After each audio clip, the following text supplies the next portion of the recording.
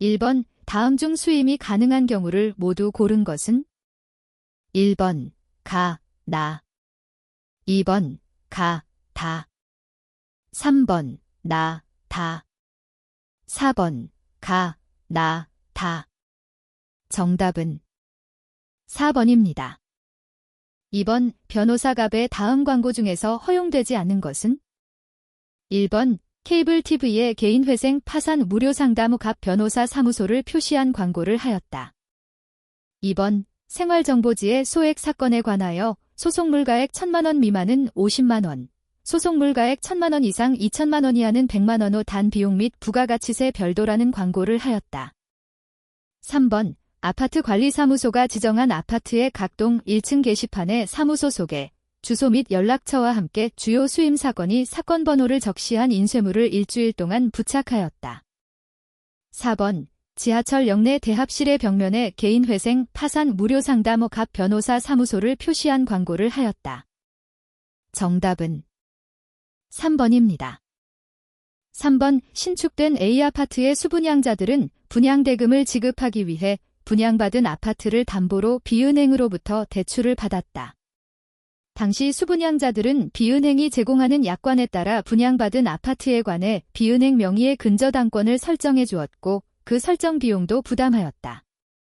변호사갑은 근저당권 설정 비용을 수분양자들에게 부담시킨 약관이 무효임을 주장하여 근저당권 설정 비용 반환 청구 소송을 제기하고자 A아파트의 수분양자들을 상대로 소송 참여자를 모집하는 광고를 하려고 한다.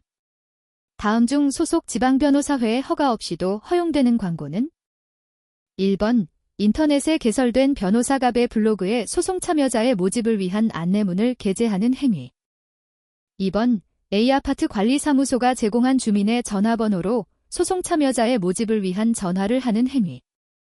3번, A아파트 관리사무소가 제공한 주민의 전화번호로 소송 참여자의 모집을 위한 문자 메시지를 발송하는 행위. 4번, A아파트 각 가구에 소송 참여자의 모집을 위한 안내 우편을 발송하는 행위. 정답은 1번입니다. 4번, 변호사 또는 법무법인의 사건 수임에 관한 설명 중 옳은 것은? 다툼이 있는 경우에는 판례에 의함. 1번, 법무법인 L의 등기팀장인 법무사 A는 준정부기관에서 설치한 건설분쟁조정위원회의 조정위원으로서 위 기관과 B 사이의 분쟁에 대한 조정 업무를 했는데 B가 그 조정에 불복하여 제기한 소송을 법무법인 L이 수임할 수 있다. 2번, 변호사갑은 수원시 선거관리위원회의 비상임위원으로 활동 중인데 동위원회가 지방선거 후보자 A를 공직선거법 위반으로 고발한 사건을 변호사갑이 소속되어 있는 법무법인 L이 수임할 수 있다. 3번, 공증인과 합동법률사무소의 변호사갑이 수임하여 원고 대리를 하고 있는 소송사건에서 위 사무소 소속의 변호사은 갑과 계산을 같이 하고 있지 않는 한 위 소송사건의 피고 대리 업무를 수임할 수 있다. 4번, 변호사갑은 의뢰인 A로부터 근로복지공단을 상대로 한 요양불승인 처분 취소 청구 소송을 위임받고 소송대리 업무를 수행하는 중에 근로복지공단과 고문계약을 맺고 법률 문제에 대한 자업무를 수행할 수 있다. 정답은 1번입니다. 5번, 변호사 보수에 관한 설명 중 옳지 않은 것은? 다툼이 있는 경우에는 판례에 의함. 1번, A와 B가 공동당사자로서 동일한 변호사갑에게 소송대리를 위임한 경우 이에 따른 A와 B의 보수지급 채무는 특별한 사정이 없는 한 분할 채무이다. 2번, 약정된 보수액이 부당하게 과다하여 신의 성실 원칙이나 형평의 원칙에 반한다고 볼 만한 특별한 사정이 있는 경우 예외적으로 상당하다고 인정되는 범위 내의 보수액만을 청구할 수 있는데 위와 같은 특별한 사정의 부존재에 대한 증명 책임은 약정된 보수액이 적정하다고 주장하는 변호사에게 있다.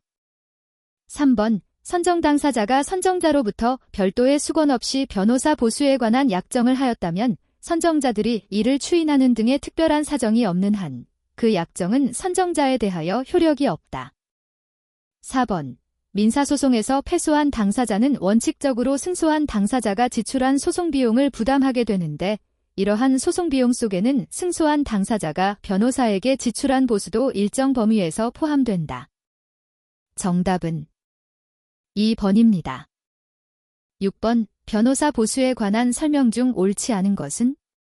다툼이 있는 경우에는 판례에 의함. 1번. 단순한 법률 자문을 하는 경우에는 보수 지급 방법, 보수에 포함되지 않는 비용 등을 반드시 명확하게 약정할 필요는 없다. 2번. 소송위임 계약과 관련하여 위임 사무 처리 도중에 수임인의 귀책 사유로 계약이 종료되었다 하더라도 위임인은 수임인이 계약 종료 당시까지 이행한 사무 처리 부분에 관해서 수임인이 처리한 사무의 정도와 난이도, 사무 처리를 위하여 수임인이 기울인 노력의 정도, 처리된 사무에 대하여 가지는 위임인의 이익 등 재반 사정을 참작하여 상당하다고 인정되는 보수 금액 및 사무 처리 비용을 착수금 중에서 공제하고 나머지 착수금만을 수임인으로부터 반환받을 수 있다. 3번. 변호사가 소송사건 위임을 받으면서 지급받는 착수금은 일반적으로 위임 사무의 처리에 소요되는 비용 외에 보수 일부의 선급금조로 지급받는 성질의 금원이다. 4번. 민사사건이 소송대리 업무를 위임받은 변호사가 그 소재기 전에 상대방에게 채무 이행을 최고하고 형사고소를 제기하는 등의 사무를 처리함으로써 위임인과 상대방 사이에 재판 외 화해가 성립되어 결과적으로 소송을 할 필요가 없게 된 경우, 위임인과 변호사 사이에 소재기에 의하지 아니한 사무 처리에 관하여 명시적인 보수의 약정을 한 바 없다면 특별한 사정이 없는 한 위임인은 변호사에게 보수를 지급할 의무가 없다. 정답은 4번입니다. 7번. 다음 중 변호사의 수임 제한 규정에 위반되지 않는 것은? 1번. 변호사갑은 소유권 이전 등기 소송에서 원고로부터 사건을 수임한 다음에 원고의 동의하에 피고로부터 그 사건을 수임하였다. 2번. 변호사갑은 자신의 조카인 변호사을 이 피고 대리인으로 선임된 사건에서 의뢰인인 원고의 양해 없이 그로부터 사건을 수임하였다. 3번. 변호사갑은 A의 수임인으로서 X회사를 상대로 하여 아파트 시공하자 손해배상 소송에서 승소 확정 판결을 받아 집행을 마쳤다. 그 후 A가 제기한 X회사의 주주총회결의 부존재 확인 소송에서 A의 양해하에 X회사로부터 사건을 수임하였다. 4번. 법무법인 L에 소속된 변호사갑, 을은 원고 A가 피고 B를 상대로 한 이혼 소송에서 B의 양해하에 각각 A와 B로부터 사건을 수임하였다. 정답은 3번입니다. 8번. 변호사의 수임 제한에 관한 설명 중 옳지 않은 것은? 다툼이 있는 경우에는 판례에 의함. 1번. 당사자 한쪽으로부터 상의를 받아 그 수임을 승낙한 사건의 상대방이 위임하는 사건에 관하여 변호사의 직무를 수행할 수 없도록 한 변호사법상 수임 제한 규정을 위반한 변호사의 소송행위는 상대방 당사자가 그와 같은 사실을 알았거나 알 수 있었음에도 불구하고 사실심, 변론 종결 시까지 아무런 이의를 제기하지 아니하였다면 소송법상 완전한 효력이 생긴다. 2번. 변호사가 공무원으로서 직무상 취급한 사건에 관하여 그 직무를 수행할 수 없도록 한 변호사법상 수임 제한 규정은 공익적인 강행 규정이다. 3번. 법원이 위의 수임 제한 규정을 위반하여 국선 변호인을 선정한 다음 그 국선 변호인의 변론을 거쳐 심리를 마쳤다 하더라도 소송 절차에 관한 법령 위반이 있다고 할 수 없다. 4번. 변호사는 사건을 수임하였을 때에는 소송위임장이나 변호인 선임서 등을 해당 기관에 제출하지 아니하고는 전화, 문서, 방기타 방법으로 변론 활동을 할 수 없다. 정답은 3번입니다. 9번. 변호사갑은 손해배상 청구 사건을 수임하였다. 수임 당시 의뢰인은 갑에게 피고는 현재 부동산은 없지만 은행에 많은 예금이 있고 내가 그 계좌번호를 아는데 판결을 받으면 강제 집행을 하는 것은 문제없을 것이다. 다만 자녀들이 모두 미국 시민권을 가지고 있어서 조만간 미국으로 영구 출국할 가능성이 있다. 그러니 빠른 시간 내에 판결을 받아서 손해배상을 받아야 한다라고 말하고 관련된 모든 서류를 제공하였다.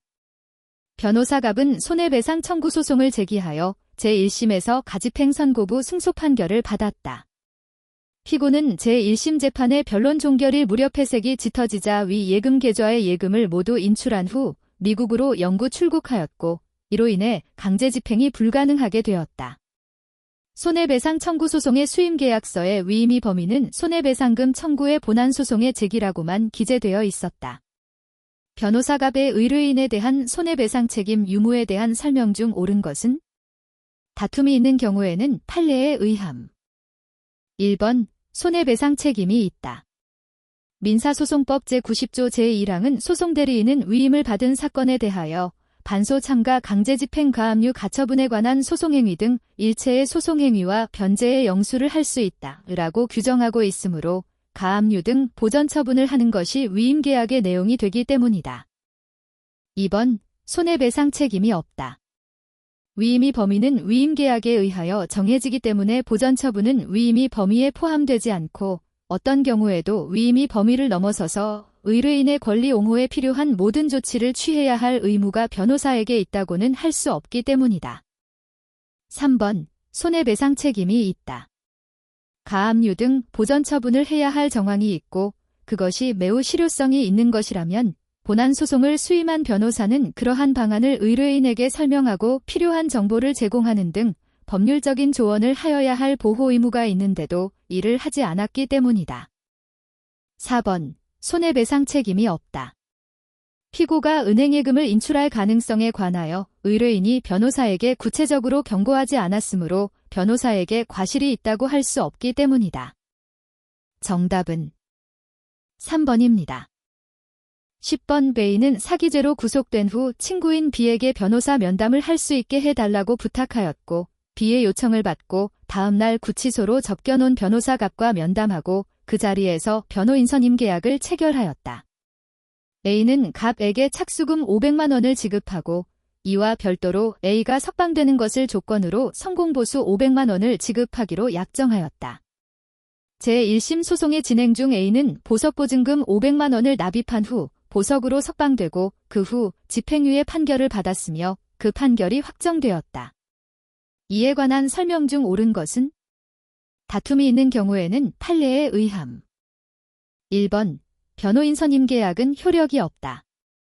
의뢰인이 구속되어 심리적으로 위축된 상태에서 변호사 갑과 체결한 선임 계약으로서 계약 내용 형성의 자유가 침해되었기 때문이다.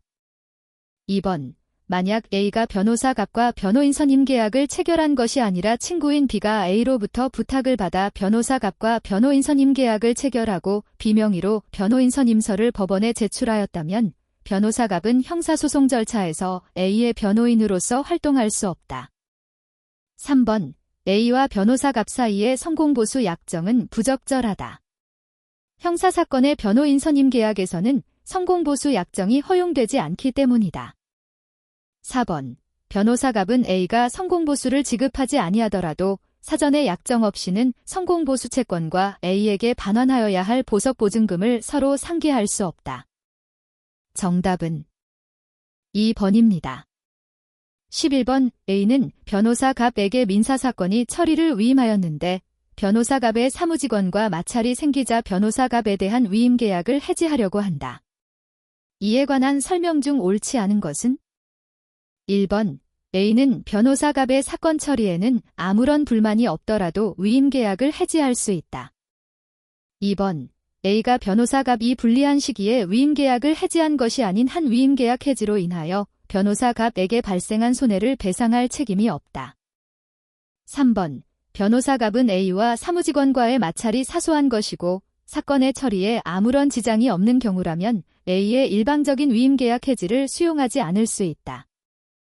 4번 변호사 갑은 위임 계약이 해지되기 전에 행한 수임 사무의 처리 비용을 A에게 청구할 수 있다. 정답은 3번입니다.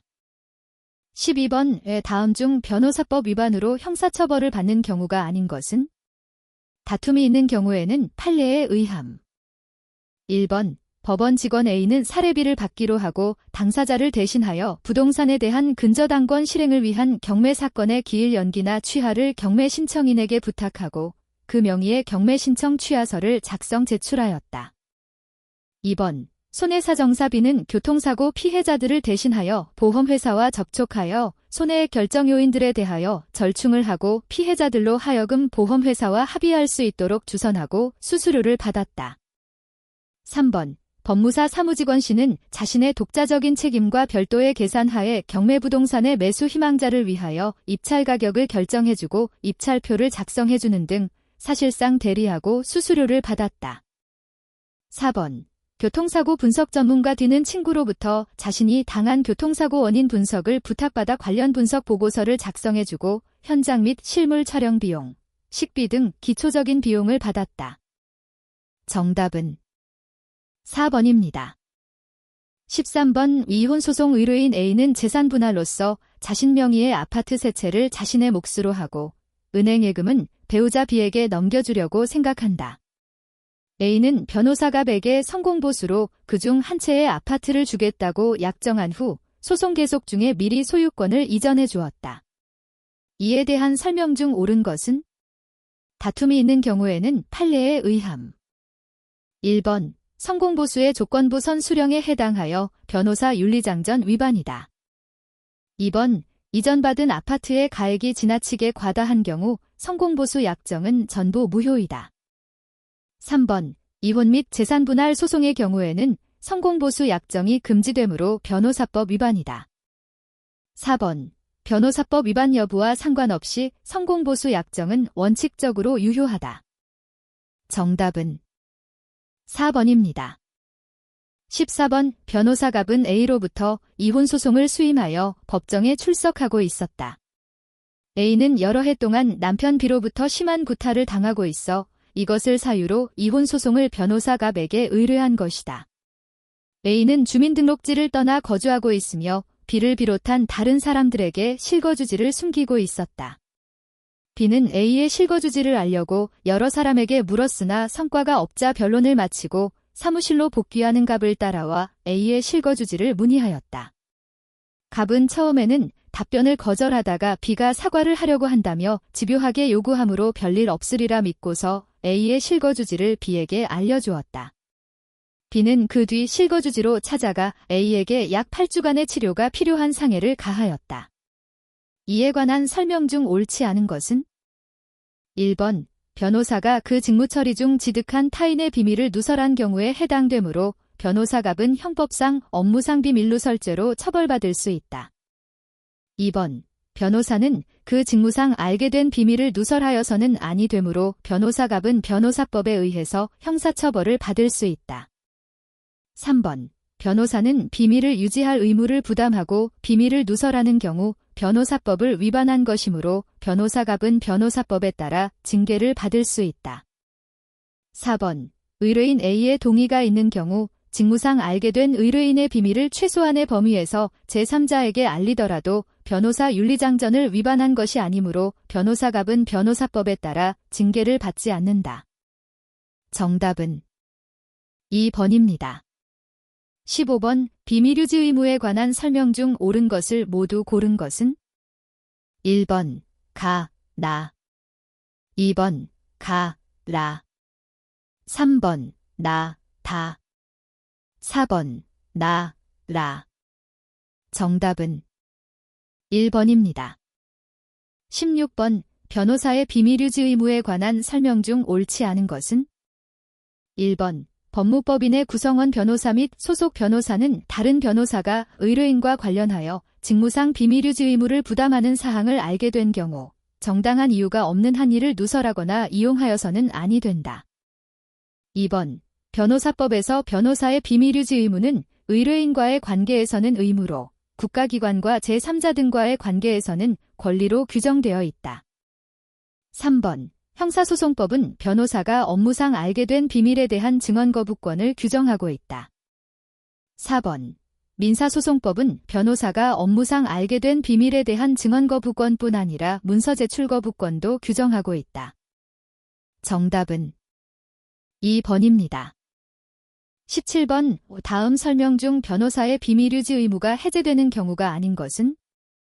1번 위임받아 처리한 소송이 종료된 후 의뢰인이 사망한 경우 2번 변호사가 의뢰인을 대리하여 처리한 사건과 관련하여 기소되거나 징계 절차에 회부되어 자기 방어를 하는 경우 3번 중대한 공익상의 이유가 있거나 의뢰인의 동의가 있는 경우 4번 변호사가 의뢰인을 상대로 보수 청구 소송을 하는 경우 정답은 1번입니다.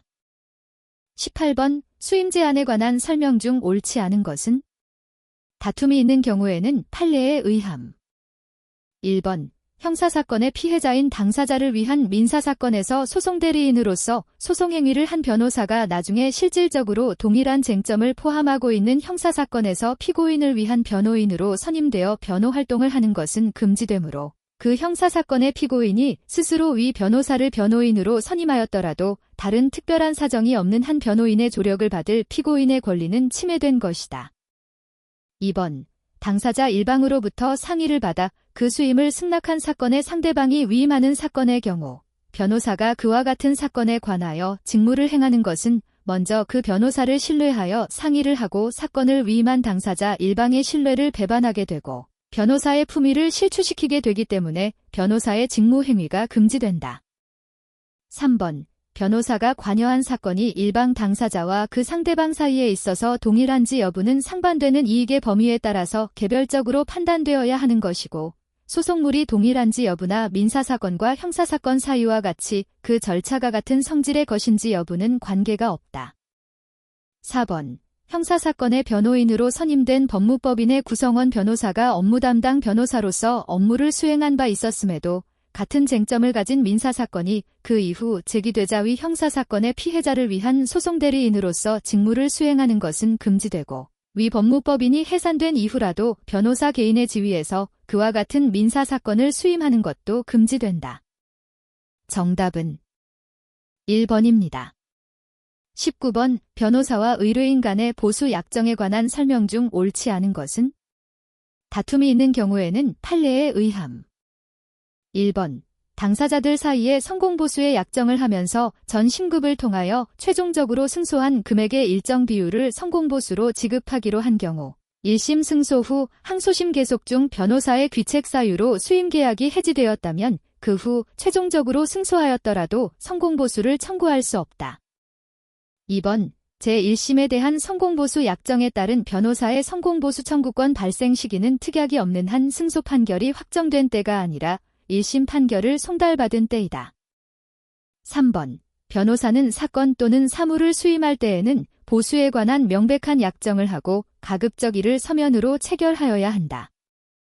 4번. 약정된 보수액이 부당하게 과다하여 신의 성실의 원칙이나 형평의 원칙에 반한다고 볼 만한 특별한 사정이 있는 경우에는 의뢰인과의 평소 관계, 사건 수임의 경위, 착수금의 액수, 사건 처리의 경과와 난이도, 노력의 정도, 소송물 가액 및 의뢰인이 승소로 인하여 얻게 된 구체적 이익 등 기타 변론에 나타난 재반 사정을 고려하여 상당하다고 인정되는 범위 내의 보수액만을 청구할 수 있다.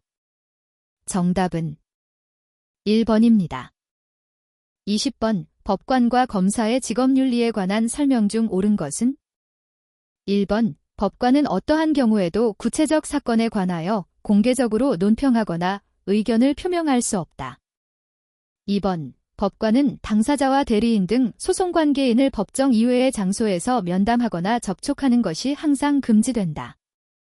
3번. 검사는 법무부 장관의 허가를 받아 금전상의 이익을 목적으로 하는 업무에 종사할 수 있다.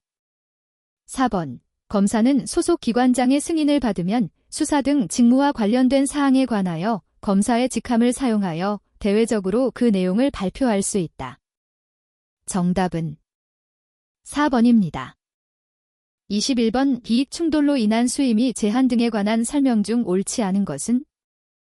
1번. 변호사는 위임 사무가 종료된 종전 사건에 대립되는 당사자가 선임을 요청하는 사건이 종전 사건과 실질적으로 동일하지 않고 종전 의뢰인이 양해한 경우에는 수임이 가능하다. 2번. 변호사는 현재 수임하고 있는 사건과 이해가 충돌하는 사건의 경우 관계되는 의뢰인들이 모두 동의하고 의뢰인의 이익이 침해되지 않는다는 합리적인 사유가 있는 경우에는 수임이 가능하다. 3번. 의뢰인과 이해관계가 대립되는 상대방으로부터 사건의 수임을 위해 먼저 상담하였으나 결국 수임에 이르지 아니한 경우 위 상대방의 양해를 얻는 경우에 한하여 의뢰인으로부터 수임이 가능하다. 4번. 법무법인의 특정 변호사가 겸직하고 있는 정부기관의 사건은 당의 변호사가 사건의 수임 및 업무 수행에 관여하지 않고 그러한 사유가 법무법인 등의 사건 처리에 영향을 주지 아니할 것이라고 볼 수 있는 합리적 사유가 있는 경우에 한하여 수임이 가능하다. 정답은 3번입니다. 22번 다음 설명 중 옳은 것을 모두 고른 것은 1번 가, 2번 다, 3번 가, 다, 4번 가, 나, 다. 정답은 3번입니다. 23번 X회사의 직원 A는 비리 혐의로 회사로부터 감사를 받았다. A는 이에 대한 법률 상담을 받기 위해 변호사 갑을 방문하여 자신이 그동안 저질렀던 위법 행위에 대해 상세히 털어놓으면서 이를 기록해 둔 노트를 갑에게 맡겼다. 그리고 사건의 위임에 대해서는 수사를 받게 되는 동안에는 변호인 선임서를 제출하지 않은 상태에서 비공식적으로 자신을 변호 내지 조언해주고 기소되면 변호인 선임서를 제출하여 정식으로 변호해 줄 것을 요구하였고 갑은 이러한 요구를 그대로 받아들이는 수임계약을 체결하였다. 이에 대한 설명으로 옳은 것을 모두 고른 것은 1번 가, 다, 2번 가, 라, 3번 가, 나, 다, 4번 나, 다. 정답은 1번입니다.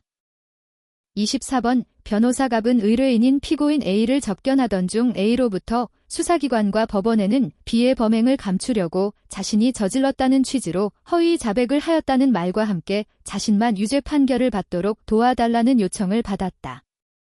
변호사 갑은 A를 돕는 것이 형사변호인으로서 본래의 의무라고 생각하고 허위 자백을 계속 유지하는 입장에서 변호하려고 하고 있다. 나아가 A는 B와 허위 자백을 대가로 하는 거래가 진행 중이라고 하면서 그 거래가 성사되도록 도와달라고 했다. 이에 관한 설명 중 옳지 않은 것은 다툼이 있는 경우에는 판례에 의함. 1번 원칙적으로 형사변호인의 기본적인 임무는 피고인을 보호하고 그 이익을 대변하는 것이지만 그 이익은 법적으로 보호받을 가치가 있는 정당한 이익으로 제한된다. 2번 변호사의 비밀유지 의무는 변호사가 업무상 알게 된 비밀을 다른 곳에 누설하지 않을 소극적 의무를 말한다. 3번 변호사 갑이 적극적으로 허위의 진술을 하거나 허위 진술을 하도록 하는 것은 A의 결의를 강화하게 하는 행위로서 범인 도피의 방조 행위가 될 수 있다. 4번 변호사 갑이 그 후 A를 위하여 부정한 거래가 성사되도록 돕는 등 A와 B의 거래에 깊숙이 관여하였더라도 이는 A의 이익을 위한 것으로서 정당한 변론권의 범위에 속한다. 정답은 4번입니다. 25번 변호사법상 징계에 관한 설명 중 옳지 않은 것은 1번 징계의 종류에는 영구제명, 제명, 3년 이하의 정직, 3천만 원 이하의 과태료 및 견책이 있다. 2번 징계 혐의 사실을 1차 심에 의결하기 위하여 지방변호사회에 변호사징계위원회를 둔다. 3번 직무와 관련이 없는 행위로도 징계를 받을 수 있다. 4번 의뢰인이나 의뢰인의 법정대리인 등의 청원이 있는 경우 지방변호사회의 장은 지체 없이 징계 개시의 신청 여부를 결정하여야 한다. 정답은 2번입니다. 26번 변호사 갑은 법원에 의하여 피고인 A에 대한 상해 사건의 국선 변호인으로 선정되어 사건 기록을 복사한 후 검토하였다. 기록에 의하면 A가 B를 때려 약 6주간의 치료가 필요한 상해를 가하였고 이에 대해 A도 자백하였으며 참고인 C, D도 모두 동일한 취지로 진술하였다. 이에 변호사 갑은 이 사건이 단순 상해 사건으로서 피고인도 자백하고 목격자도 있으므로 쉽게 끝날 사건이라고 생각하고 구치소를 방문하여 A를 접견하였다. 그런데 A는 수사기관에서의 자백은 강압수사에 의한 허위 자백이고 참고인들의 진술도 모두 자신을 모함하기 위한 허위 진술이라고 주장하면서 갑에게 위와 같은 날조 사실들을 모두 밝혀서 자신이 무죄 판결을 받을 수 있도록 도와달라는 요청을 하였다. 이 경우 갑의 행위에 대한 설명 중 옳은 것은 1번 변호사 갑이 A에 대한 국선 변호 활동을 하는 과정에서 충실한 변호를 위하여 불가피하게 추가적인 비용을 지출하더라도 법원이 아닌 A나 그 가족에게 별도로 그 비용을 청구하는 것은 허용되지 아니한다. 2번 국선 변호인의 보수로는 A의 요구사항에 따른 충실한 변론이 어렵다고 말하면서 변호사 갑이 A를 설득하여 다른 변호사를 사선 변호인으로 선임하도록 함으로써 보다 충실한 변론이 이루어질 수 있도록 하는 것은 허용된다. 3번. 변호사가 A에게 국선 변호인으로서의 변호 활동에는 한계가 있다고 말하는 등의 방법으로 A로 하여금 자신을 사선 변호인으로 선임하도록 유도하는 것은 허용된다. 4번. 국선 변호인과 사선 변호인은 수임 경위와 보수 수준 등이 달라 변호 활동의 범위나 피고인 보호의 정도 등의 사실상 차이가 있을 수밖에 없으므로 변호사가 A에게 자신은 국선 변호인이기 때문에 A의 요청을 모두 들어줄 수 없다며 거절하는 것은 허용된다. 정답은 1번입니다. 27번. 변호사의 주의 의무 및 책임에 관한 설명 중 옳지 않은 것은? 다툼이 있는 경우에는 판례에 의함. 1번. 위임 사무의 종료 단계에서 패소 판결이 있었던 경우에는 의뢰인으로부터 상소에 관하여 특별한 수권이 없는 때에도 그 판결을 점검하여 의뢰인에게 그 판결의 내용과 상소하는 때의 승소 가능성 등에 대하여 구체적으로 설명하고 조언하여야 할 의무가 있다. 2번. 변호사는 의뢰인과 변호인 선임 계약을 체결한 이후뿐 아니라 그 계약 체결 과정 및 준비 단계에도 주의 의무를 부담한다. 3번. 의뢰인의 지시가 의뢰인에게 불리한 경우에 변호사는 그런 사실을 의뢰인에게 알려주어야 할 의무가 있지만 그와 같은 지시라 하더라도 의뢰인의 명시적인 지시에 대해 그 변경을 요구 또는 권고하여서는 아니 된다. 4번. 변호사 사무실 직원이 의뢰인에게 상고제기 기간을 잘못 고지하는 바람에 의뢰인이 상고제기 기간을 도과하여 상고의 기회를 잃게 된 경우 변호사는 이로 인하여 의뢰인이 입은 손해를 배상할 책임이 있다. 정답은 3번입니다. 28번. 외국법자문사에 관한 설명 중 옳지 않은 것은? 1번. 외국법자문사로서 업무를 수행하려는 사람은 법무부 장관에게 자격 승인을 받아 대한변호사협회에 등록하여야 한다. 2번. 외국법자문사의 자격 승인을 받기 위하여는 외국 변호사의 자격을 취득한 후 원자격국에서 3년 이상 법률 사무를 수행한 경력이 있어야 한다. 3번. 자유무역협정의 당사국의 본점 사무소가 설립, 운영되고 있는 외국법자문법률사무소는 대한변호사협회에 공동사건 처리 등을 위한 등록을 마친 후 국내 법률사무소 또는 법무법인과 사안별 개별 계약에 따라 국내법사무와 외국법사무가 혼재된 법률사건을 공동으로 처리하고 수익을 분배할 수 있다. 4번. 외국법자문사는 2개의 외국법자문법률사무소, 법률사무소, 법무법인, 유한 또는 법무조합에 동시에 고용되어 업무를 처리할 수 있다. 정답은 4번입니다. 29번. 변호사법상 공직퇴임 변호사에 관한 설명 중 옳지 않은 것은? 1번. 장기복무 군법무관으로 근무하다가 퇴직하여 변호사 개업을 한 자는 퇴직 전 2년부터 퇴직한 때까지 근무한 국가기관이 처리하는 사건을 퇴직한 날로부터 2년간 수임할 수 없다. 2번. 공직퇴임 변호사에 대한 수임 제한 규정은 공직퇴임 변호사가 법무법인의 담당 변호사로 지정되는 경우에도 적용된다. 3번. 공직퇴임 변호사는 퇴직일부터 2년 동안 수임한 사건에 관한 수임 자료와 처리 결과를 소속 지방변호사회에 제출하여야 한다. 4번. 법조윤리협의회 위원장은 공직퇴임 변호사에게 위법의 혐의가 있는 것을 발견하였을 때에는 지방검찰청 검사장에게 수사를 의뢰할 수 있다. 정답은 1번입니다. 30번. 변호사의 징계에 관한 설명 중 옳지 않은 것은? 1번. 대한변호사협회 변호사징계위원회의 위원장은 징계심의의 기일을 정하고 징계혐의자에게 출석을 명할 수 있고 징계혐의자는 징계심의 기일에 출석하여 구술 또는 서면으로 자기에게 유리한 사실을 진술하거나 필요한 증거를 제출할 수 있다. 2번. 징계의 청구는 징계 사유가 발생한 날부터 3년이 지나면 하지 못한다. 3번. 징계 혐의자가 징계 결정의 통지를 받은 후 법규정에 따른 이의 신청을 하지 아니하면 이의 신청 기간이 끝난 날부터 대한변호사협회 변호사징계위원회의 징계 효력이 발생한다. 4번. 대한변호사협회 변호사징계위원회의 징계 결정에 불복하는 징계 혐의자는 행정소송법으로 정하는 바에 따라 그 통지를 받은 날부터 90일 이내에 행정법원에 소를 제기할 수 있다. 정답은 4번입니다. 31번. 변호사에 관한 설명 중 옳지 않은 것은? 다툼이 있는 경우에는 판례에 의함. 1번. 변호사의 활동은 자유로운 광고 선전 활동을 통하여 영업의 활성화를 도모하며 인적 물적 영업 기반을 자유로이 확충하여 효율적인 방법으로 최대한의 영리를 추구하는 것이 허용되는 상인의 영업 활동과는 본질적으로 차이가 있다. 2번. 변호사의 직무 수행으로 인하여 발생한 수익은 소득세법상 사업소득으로 보아 과세 대상이 된다. 3번. 변호사는 상법상 당연상인이라고 볼 수는 없지만 의제상인에는 해당한다. 4번. 법무법인의 설립등기는 상호 등을 등기사항으로 하는 상법상 회사의 설립등기나 개인 상인의 상호등기와 동일시할 수 없다. 정답은 3번입니다.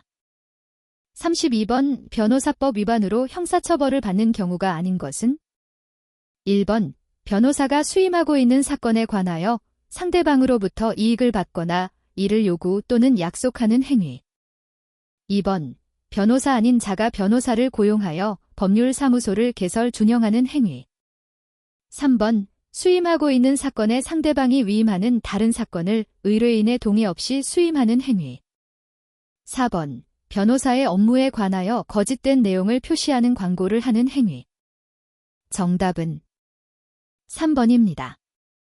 33번. 다음 설명 중 옳은 것을 모두 고른 것은? 1번. 가, 다.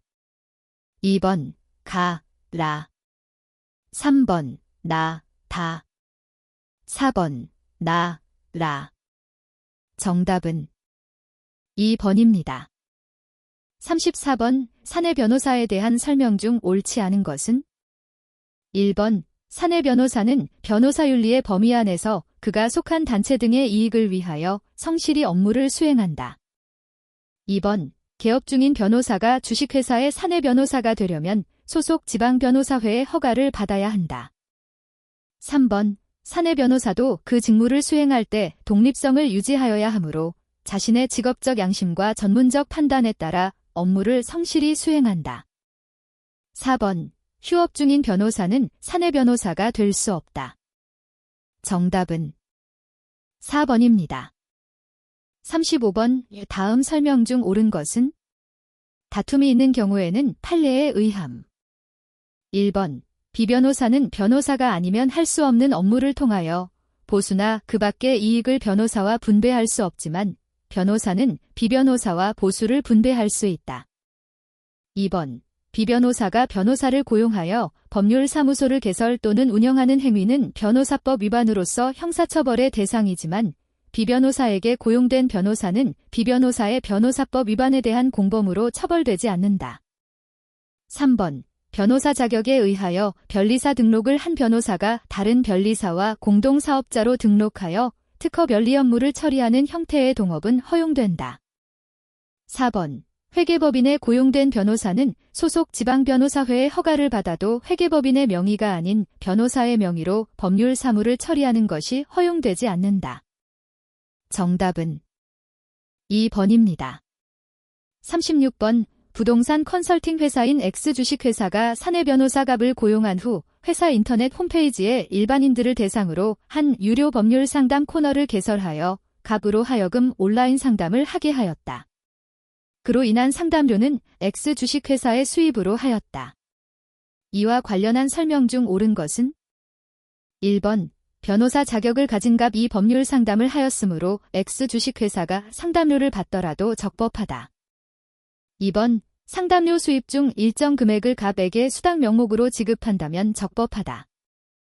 3번. 변호사 갑 명의로 답변을 하였다면 적법하지만 X주식회사 명의로 답변하였다면 변호사법에 위반된다. 4번. X주식회사 명의로 답변을 하든 변호사 갑 명의로 답변을 하든 변호사법에 위반된다. 정답은 4번입니다. 37번. 변호사 갑은 형사사건으로 재판을 받고 있는 피고인 A의 변호인이다. 다음 중 변호사의 비밀유지 의무에 관한 윤리규범을 위반한 경우는? 1번. 변호사 갑은 A의 형사사건 관련 직무를 수행하는 과정에서 작성하였던 메모를 A의 동의를 받고 방송사에 제공하였다. 2번. 변호사 갑은 A의 형사재판 진행 중 A가 추가 선임한 변호사의 요청을 받고 A의 동의 없이 사건 기록 전부를 그에게 교부하였다. 3번. 변호사갑은 법학전문대학원의 교수인 P가 현재 진행 중인 A의 형사재판 기록을 이용하여 모의 재판 수업을 진행하고자 한다면서 재판 기록의 등사를 요청하자 A의 동의를 받지 않고 그에 응하였다. 4번. 변호사갑은 A의 형사재판을 준비하기 위해서 같은 법무법인의 변호사의 이 기록을 봐야 할 필요가 있다고 생각하여 교부해 주었다. 정답은 3번입니다. 38번. 다음 설명 중 옳지 않은 것은? 1번. 변호사갑은 검사 재직 시 A가 사문서 위조 등 혐의로 B를 고소한 사건을 수사하여 불기소 처분하면서 A를 무고죄로 기소하였고 그 후 A의 무고사건 재판 과정에서 B가 허위 증언하자 B에 대하여 위증 혐의로 수사하던 중 퇴직하였다. 변호사 개업 후 갑은 B로부터 위의 위증 사건을 변호하여 달라는 요청을 받은 경우 위 사건을 수임할 수 없다. 2번. 변호사갑은 공정거래위원회 위원으로 재직하면서 심의한 X회사의 담합행위와 관련하여 X회사와 대표이사가 공정거래법 위반 혐의로 검찰에 고발된 후 퇴직하였다. 이 경우 퇴직한 갑이 소속된 법무법인 L은 위 공정거래법 위반에 대한 형사사건을 수임할 수 없다. 3번. 변호사갑은 대법원 재판연구관으로 근무할 당시 특허 등록 무효 사건의 기록을 검토한 바 있는데 퇴직 후 위 특허 등록 무효 사건의 한쪽 당사자가 제기한 특허 침해를 원인으로 한 손해배상 청구 소송에서 피고 측으로부터 수임할 수 없다. 4번. 변호사갑은 자신이 A법원의 형사항소부 판사로 재직하던 때 그 재판부에 배당된 사건 중 퇴직 당시 공판기일이 이미 지정된 사건을 수임할 수는 없지만 공판기일이 지정되지 않았던 사건은 수임할 수 있다. 정답은 4번입니다. 39번. 변호사갑은 법관으로 5년간 재직하다가 2014, 259 사직하고 변호사 개업을 하여 사무실을 운영하고 있는데 금년 상반기에 민사사건 20건, 형사사건 11건을 수임하였다. 변호사갑이 수임한 사건에 대한 설명 중 옳지 않은 것은? 1번. 갑은 상반기에 수임한 사건에 관한 수임 자료를 2014, 7월 30일까지 소속 지방변호사회에 제출하여야 한다. 2번. 위 수임 사건 31건에 관하여 제출할 수임 자료의 기재사항에는 보수액도 포함된다. 3번. 형사사건 11건에 관하여는 인신구속 여부 및 그 변경사항도 수임 자료의 기재사항에 포함된다. 4번. 갑이 사직할 당시 소속되었던 법원에 대응하는 검찰청에서 수사 중인 사건을 수임하였다면 변호사법의 수임 제한 규정에 위반된다. 정답은 2번입니다. 40번. 변호사의 공익활동에 대한 설명 중 옳지 않은 것은? 1번. 변호사가 정당한 사유 없이 공익활동 시간을 완수하지 못한 때는 징계사유에 해당한다. 2번. 조합형 합동법률사무소는 소속 변호사 전원을 위한 공익활동 수행 변호사를 지정할 수 있다. 3번. 개인에 대한 변호는 무료라고 할지라도 대한변호사협회 또는 지방변호사회가 인정하여야 공익활동에 해당한다. 4번. 상당한 보수를 받았다고 하여도 법령에 근거하여 관공서로부터 위촉받은 사항에 관한 활동을 한 것이라면 공익활동에 해당한다. 정답은 4번입니다.